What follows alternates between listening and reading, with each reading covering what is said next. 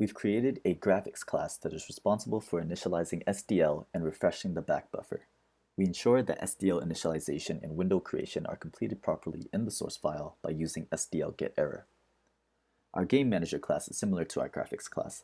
It is responsible for initializing all the main classes for the game. This main file is only used to test these class files. When we compile the code, no errors are produced, and the result is a blank screen with the title of our game at the top.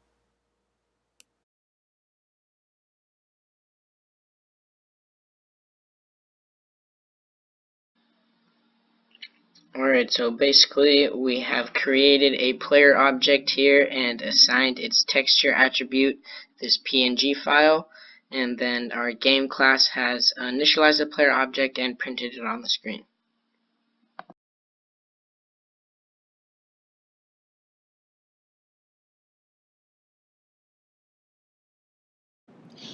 So in our first sprint, our main objective was to kind of just get a visual depiction of what we wanted to have the users see when they play our game. And that came out in 3 different main screens. The first being the start screen, the first thing that the user sees when they want to start playing our game. So the Claremont Trials, the title of our game displayed prominently at the top with 4 options: start, continue, previous, and settings, all of which would lead the player to different other screens as they went through the game.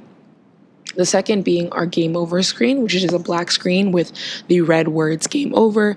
In this screen, the player also would have the option of either trying again, going back to the main menu, or saving their score, which would also lead the player to a different option if clicked.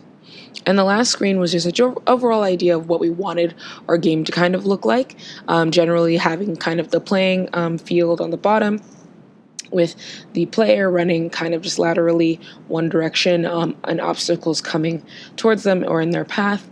In the top corner, you have the GPA, which is the player's overall health kind of point tallying system displayed in the top corner.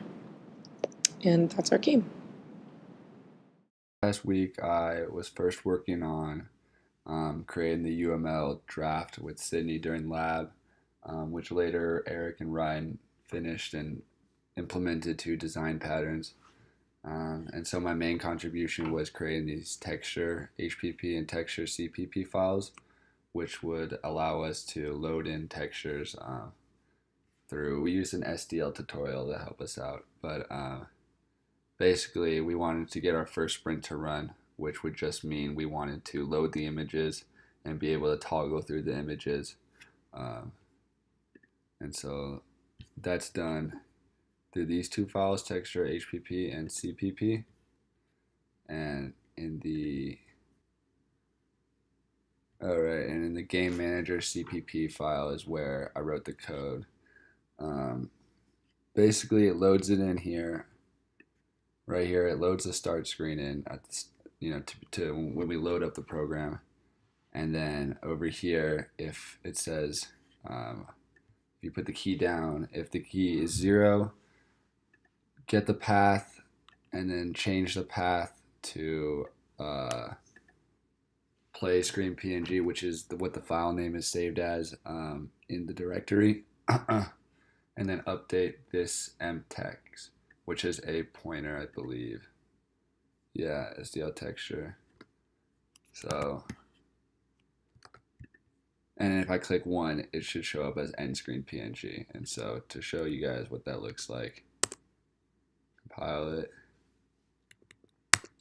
do this. And so this is the start screen. It's not, you can't really interact with it at all now, except for when I click 0, it'll go to the play screen, which is still, we have an avatar for the main player, but we just wanted to be able to toggle through screens. And if I click 1, hold up, okay, 1, yeah, game over. This is the end screen. And we have more screens we want to implement, but this was the first sprint, and yeah.